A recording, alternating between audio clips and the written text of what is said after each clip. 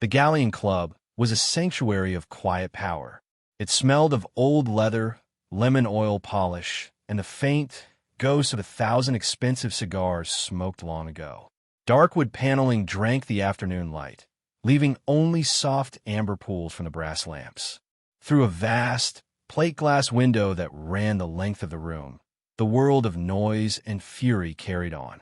F/A, 18 Super Hornets, gray and lethal, screamed down the tarmac of Naval Air Station North Island. Their engines were a distant, throbbing headache beyond the soundproof glass.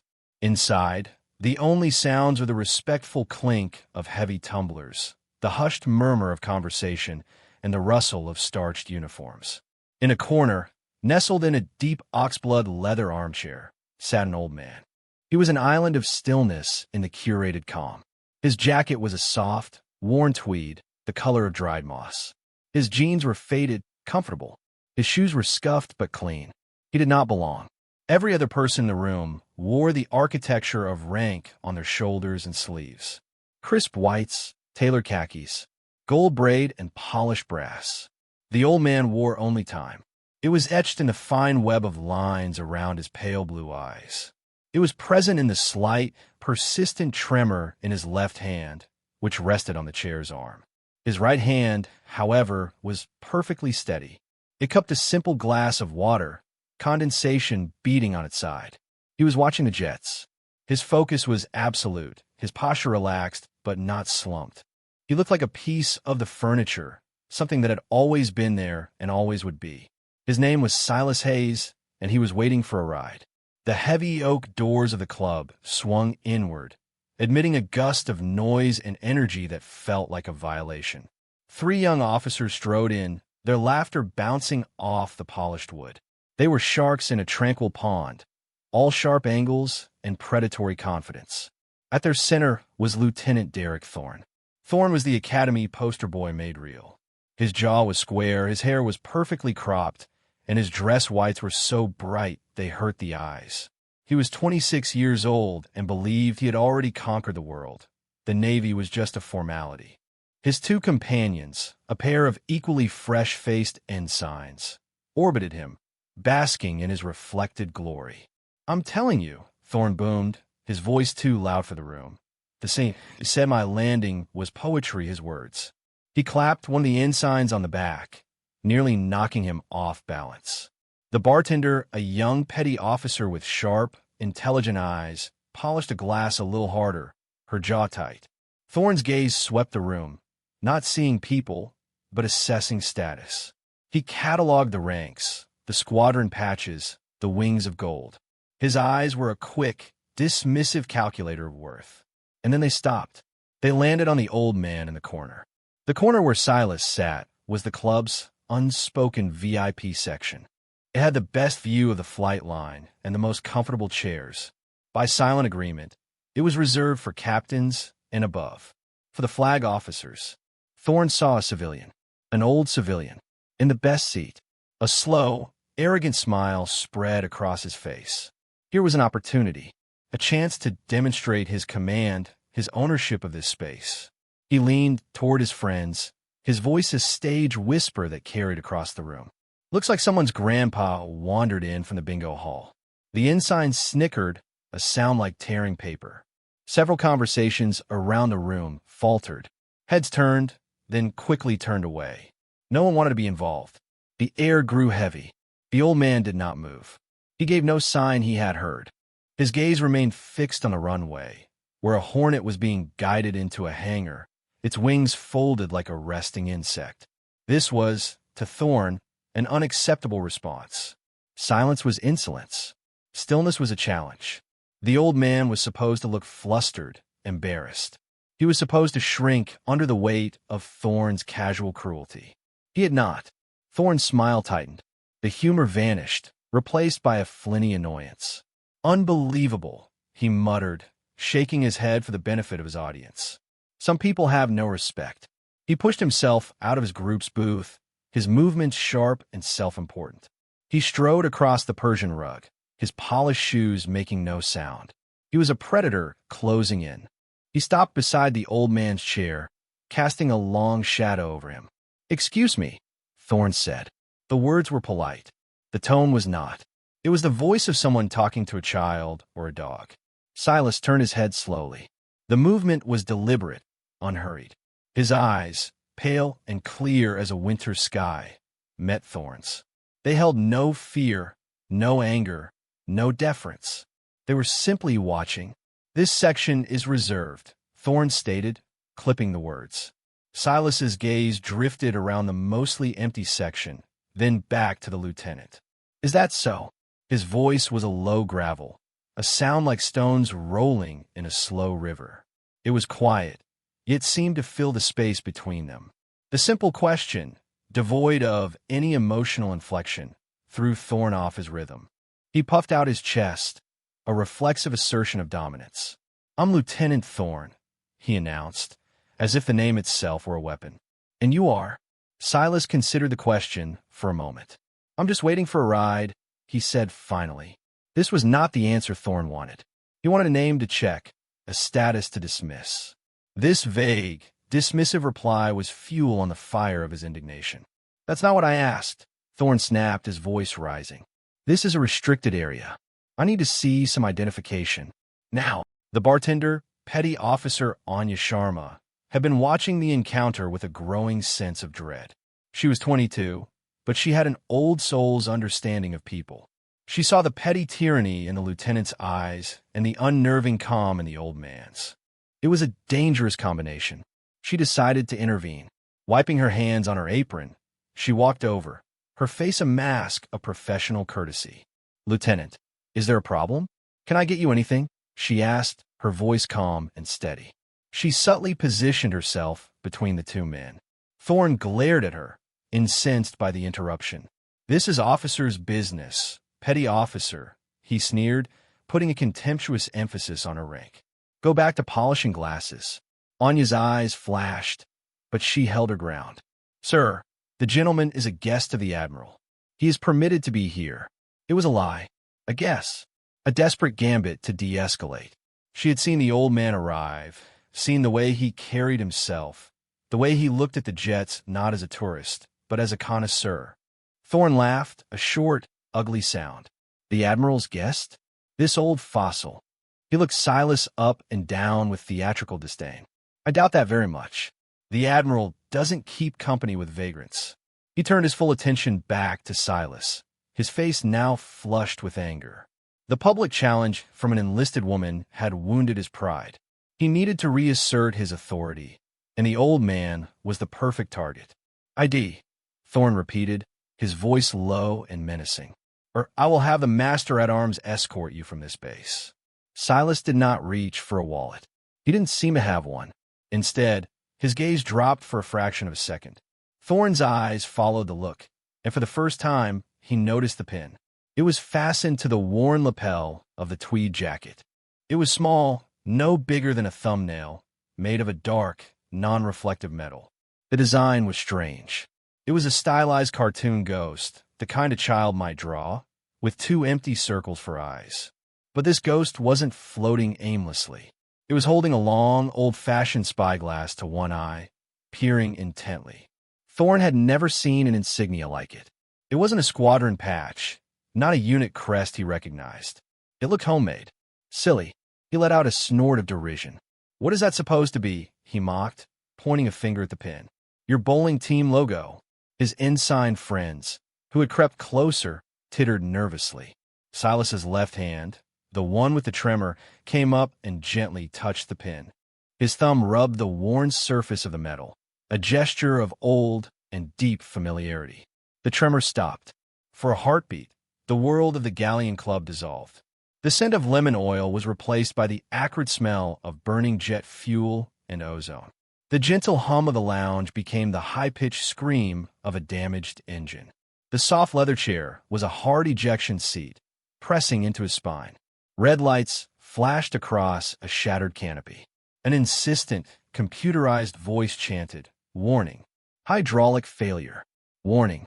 Below him, a world of triple canopy jungle, a sea of black-green, waited to swallow him whole. A voice, tinny and frantic, crackled in his helmet. Ghost, this is Sentry. Your wingman is down. You are Winchester on fuel and losing altitude. Eject. I say again, eject. His hand, young and steady then, reached the comm switch. His thumb was firm on the button. Negative, Sentry, he had replied, his own voice shockingly calm in his ears. The package isn't delivered yet. He remembered the feeling. Not fear, not adrenaline, just a cold, clear certainty. A job to be done. He was the ghost. He delivered things. He saw things. He was not supposed to be seen. The memory vanished as quickly as it had come. He was back in the chair, an old man in a quiet room. But his eyes, when they lifted to meet Thorne's again, were different. They were no longer just calm. They were ancient. They held the vast, lonely distances of the upper atmosphere. They were eyes that had looked down on the curve of the earth and seen the face of his own mortality. Thorne saw none of this. He saw only defiance. Lost for words, old-timer, he taunted. Let me guess, you were a cook? A supply clerk? What did you fly a desk? From her post by the bar, Anya Sharma saw the shift in the old man's eyes. She saw the way his hand had gone to the pen. She saw the utter, bottomless ignorance on Lieutenant Thorne's face. And she made a choice. She was risking her career. Accusing a commissioned officer was a serious thing. Going over his head was even more so. But her grandfather, a retired Master Chief, had taught her one thing. Some lines you do not let people cross. She turned, her movements crisp and efficient, and walked to the service station at the end of the bar, disappearing from Thorne's line of sight. There was a house phone there for reservations and intrabase calls. Her fingers trembled slightly as she picked up the receiver. She knew Admiral Vance was on base for a fleet readiness inspection. She knew his aide, a stern but fair commander she'd once served coffee to. She remembered the commander mentioning the Admiral's schedule. He was supposed to be touring the new training simulators just across the quad. She punched in the 4-digit extension for the Admiral's mobile aid. It was a number she was absolutely not supposed to have, gleaned from a forgotten duty roster. The phone was answered on the first ring. Commander Sterling. Anya's heart hammered against her ribs. She kept her voice low but firm. Commander, this is Petty Officer Sharma at the Galleon Club. I apologize for the direct call, sir, but we have a Code Red situation. Code Red was a fiction she invented on the spot. It sounded important. What is it, Petty Officer? The commander's voice was sharp, impatient. There is a civilian guest here, sir. An elderly gentleman. A junior officer is harassing him. Forcibly. There was a pause. Harassing? What are the circumstances? The officer is Lieutenant Derek Thorne. He's trying to eject the man from the flag reserved section. Sir, the gentleman, he's very old, but he's not backing down. The lieutenant is about to put hands on him. Why are you calling me? The commander demanded. Call the master at arms. This was the moment of truth. Sir, Anya said, her voice dropping even lower. The man is wearing a pin. A strange insignia. It's a little ghost holding a spyglass. The lieutenant is mocking it. I have a bad feeling, sir. A very bad feeling. Silence on the other end of the line. A long, heavy silence. Anya could hear faint, muffled voices in the background. She heard the commander say, Hold on, Admiral. Her blood ran cold. The Admiral himself was right there. The commander's voice came back on the line, completely changed. It was tight, urgent. Petty Officer Sharma. What did you say the insignia was?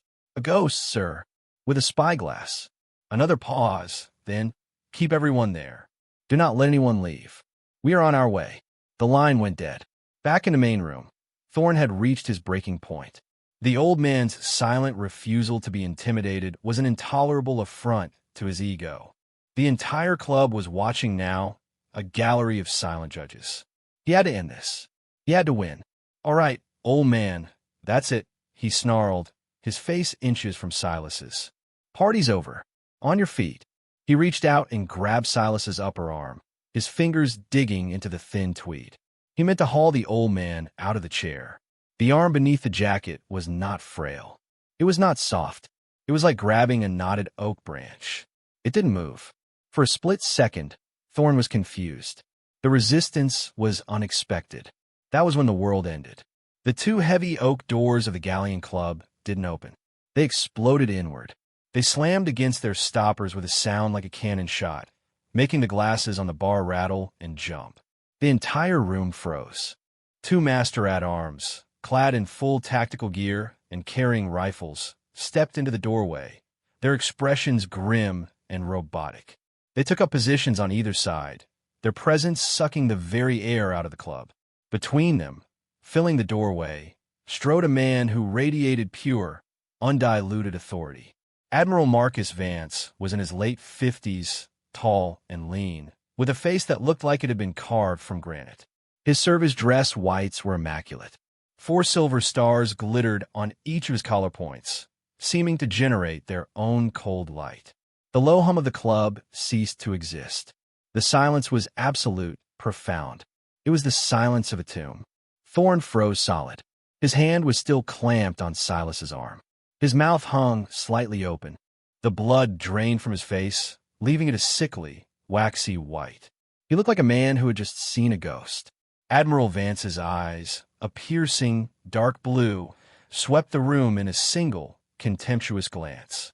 He saw the hushed officers, the terrified ensigns, the bartender standing by the phone. He dismissed them all. His gaze found Lieutenant Thorn. It lingered on Thorn's hand, the one gripping the old man's arm. The temperature in the room, already cool, seemed to plummet another 20 degrees. The look in the Admiral's eyes was not anger. It was something far older and more terrifying. It was the look of pure, glacial wrath. Vance began to walk. His steps were not loud, but they echoed in the dead silence. Each footfall was heavy, deliberate, a hammer blow marking the end of a young man's career. He walked past Thorn's booth, where the 2 ensigns were trying to physically merge with the leather upholstery. He walked straight to the corner table. He did not look at Thorn. He acted as if the lieutenant was not there, a piece of insignificant furniture. He stopped directly in front of Silas, who had not moved, who still sat calmly in his chair, watching. Admiral Vance drew himself up to his full, imposing height. He brought his heels together with an audible click, and then he raised his hand in a salute. It was not a casual gesture. It was a work of art. It was a testament. His hand sliced through the air, his arm ramrod straight, his fingers perfectly aligned. It was a salute of such profound, earth-shattering respect that it felt like a physical force in the room.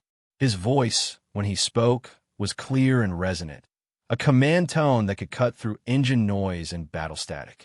"Colonel Hayes," he said, his eyes locked on the old man's. "It is a profound honor to see you again, sir." Thorn snatched his hand back from Silas's arm as if it had been burned. A small, choked sound escaped his lips. "Colonel." "Sir." The words did not compute. This was an Air Force rank, and a high one at that, being addressed to this old man by a 4-star Navy admiral. Thorn began to stammer, his carefully constructed world crumbling around him. "Admiral, sir, I do not know." This man was in a reserved area. He wouldn't identify himself. Admiral Vance held his salute for a second longer, a gesture of respect for Silas, and a pointed, deliberate ignoring of Thorn. Then he lowered his arm with slow precision. He turned his head, just his head. He fixed his Arctic blue eyes on Lieutenant Thorn. "You were saying, Lieutenant?" he asked, his voice now dangerously soft. Thorn flinched as if he'd been struck. "Sir," I was enforcing regulations." "Regulations." Vance repeated the word, tasting it with disgust. He took a step closer, and Thorn involuntarily took a step back. "Let me tell you about regulations, Lieutenant." Vance gestured with an open hand towards Silas, who was now slowly, deliberately taking a sip of his water. "Do you have any idea who you were speaking to?" The Admiral's voice began to rise, not in volume, but in intensity. It filled the silent room, vibrating with a terrible power. "This is Colonel Silas Hayes, United States Air Force, retired." A murmur rippled through the assembled officers. "Colonel," a full bird colonel. "But his rank is the least of what he is," Vance continued, his eyes burning into Thorn.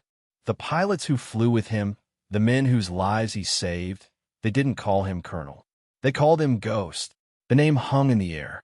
Ghost. It sounded like a myth. "When you were learning to spell your name, Lieutenant," Vance's voice dripped with contempt, This man was flying single-seat, unarmed reconnaissance missions so deep into hostile territory that our maps of the area were just blank white spaces. He flew alone, with no support, for hours on end. On his final mission, he was tasked with confirming the location of a hidden enemy fleet, a fleet that was preparing to ambush one of our carrier strike groups. The Admiral's gaze swept the room, making every person there a student in a brutal classroom. He was jumped by 3 enemy MiGs, in a reconnaissance plane with no weapons. He shot down 2 of them. A collective gasp went through the club. It was an impossible feat, a legend whispered in flight schools but never confirmed. His aircraft was shredded. Vance went on, his voice relentless. He was forced to eject hundreds of miles behind enemy lines. For 58 days, he evaded capture. He lived off the jungle, and he continued his mission. On foot, he documented the enemy fleet's composition, their patrol schedules, their supply lines. He made his way back through hostile terrain, carrying that priceless intelligence in his head. The information he brought back, that he carried through 58 days of hell, allowed the USS Independence and her entire strike group to turn the tables on that ambush.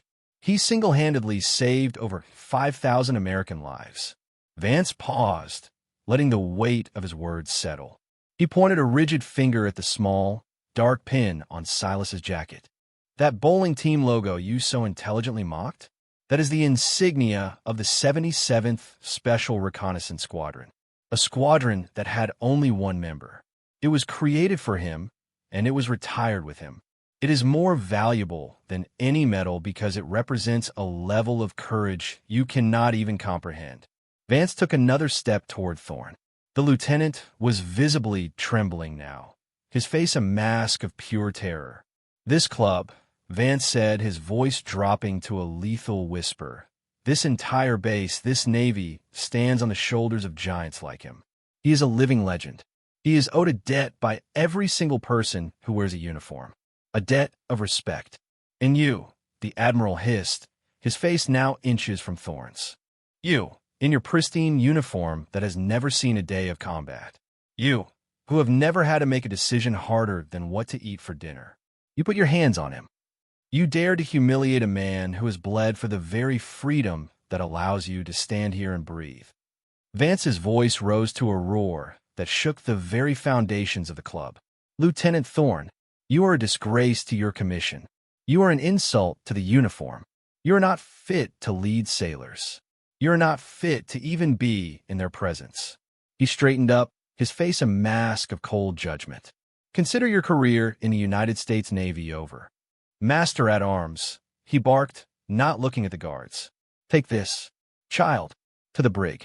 He is on report for gross insubordination, conduct unbecoming an officer, and assault on a protected civilian dignitary. I will personally write the brief for his court-martial.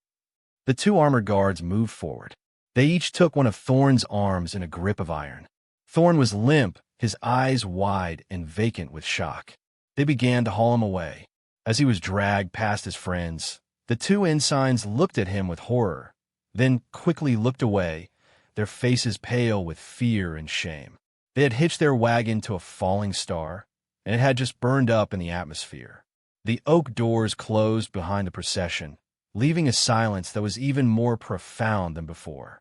Admiral Vance stood for a moment, his chest rising and falling as he brought his fury under control. Then he turned back to Silas. The ice in his eyes melted, replaced by a look of profound warmth and deep, abiding regret.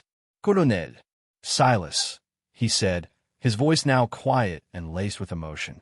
On behalf of the United States Navy, I am so deeply sorry. There are no words. That boy's arrogance is a failure of my leadership, of all our leadership. Silas looked at the door through which Thorn had vanished. He watched it for a long moment. He took a slow, deep breath, the first sign of any emotion he had shown. He's young, Marcus, Silas said, his gravelly voice calm as ever. Fear and pride are a poison. They make young men do foolish things. We were all young once. Vance nodded, humbled by the old man's grace. He looked at Silas's half-empty glass of water. That's not good enough, the Admiral declared. He turned and strode to the bar, his presence parting the silent officers like a ship through water. He stopped in front of Anya Sharma, who stood frozen, her hand still near the phone. Vance looked at her, then at the petty officer insignia on her collar. He gave her a small, almost imperceptible nod of approval.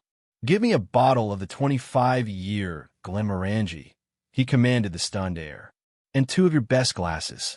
A senior officer, a captain, scrambled behind the bar to retrieve the bottle himself, fumbling with the lock on the top-shelf cabinet. Vance took the bottle and the glasses and walked back to the table himself. He pulled up a chair, an act that sent another shockwave through the room. An admiral serving a drink. An admiral sitting with a civilian. He uncorked the bottle and poured 2 generous measures of the dark amber liquid. The rich, peaty aroma filled the air. He handed 1 glass to Silas. "To the ghost," Vance said, his voice thick with emotion as he raised his glass. Silas picked up his own glass, his right hand as steady as the deck of a carrier. "To the ones who didn't come home," he replied softly. They touched glasses with a quiet clink. They sat there for a long time, not speaking, in a comfortable silence that was older and deeper than any of the words that had been spoken that day. They watched the sun begin to set over the Pacific, painting the sky in streaks of orange and purple. They watched the jets land, one by one, their lights blinking in the deepening twilight. Eventually, Silas drained his glass and placed it gently on the table. "My ride should be here," he said quietly. He rose from the chair, his movements a little stiff but still dignified. "Silas, let me escort you," Vance offered, starting to stand. Silas placed a hand on his shoulder. "No, Marcus, you have work to do." He glanced around the room at the stunned faces. "Looks like you have some training to implement." He gave the Admiral a rare, faint smile. Then he turned and began to walk toward the exit. As he passed the bar, he paused and looked at Anya Sharma. He gave her a small, slow nod, a gesture of immense gratitude that she would remember for the rest of her life. He walked through the center of the room, and as he did, something remarkable happened. One by one, in silence, the officers in the Galleon Club got to their feet. Captains, commanders, lieutenants. Even the 2 disgraced ensigns, their faces streaked with tears, struggled to their feet. They didn't salute. They didn't speak. They just stood. It was a silent, spontaneous honor guard, a wave of respect that followed him as he moved. The crowd parted for him, a sea of white and khaki paying homage to a man in a worn tweed jacket. Silas Hayes walked out the door into the cool evening air, his dignity restored, his legend reborn in the minds of a new generation. The silence he left behind was the loudest sound the club had ever heard. In the weeks that followed, the story of what happened in the Galleon Club became a quiet legend, a piece of institutional lore. Derek Thorne was dishonorably discharged from the United States Navy. His name became a cautionary tale at Annapolis, a synonym for the kind of hubris that the institution could no longer afford. Admiral Vance was true to his word. He created a new mandatory leadership seminar for all junior officers across the fleet. It detailed the incident without naming names, focusing on the core lesson. That valor is not always loud, and worth is not measured by the shine on one's shoes. The program was officially designated Leadership Module 7 Alpha. Unofficially, everyone called it the Ghost Protocol. Petty Officer Anya Sharma was summoned to the Admiral's office a week later. In a small, private ceremony, Admiral Vance personally pinned the Navy and Marine Corps Commendation Medal to her uniform, citing her profound moral courage and exceptional judgment under pressure. Her career was set on a new, upward trajectory. And Silas Hayes returned to his small, quiet home nestled in the forested mountains of Oregon. He went back to his life of quiet anonymity. He tended to his garden, his steady hands pulling weeds from around his tomato plants. He read books. He sat on his porch and watched the eagles ride the thermals. Sometimes, when a commercial jet flew high overhead, leaving a white contrail against the vast blue canvas of the sky, he would stop what he was doing and look up. His pale eyes would see things no one else could. The curve of the earth, The endless black of space above. The ghosts of old friends flying in silent formation beside him. He had earned his peace, one terrifying second, one lonely day at a time.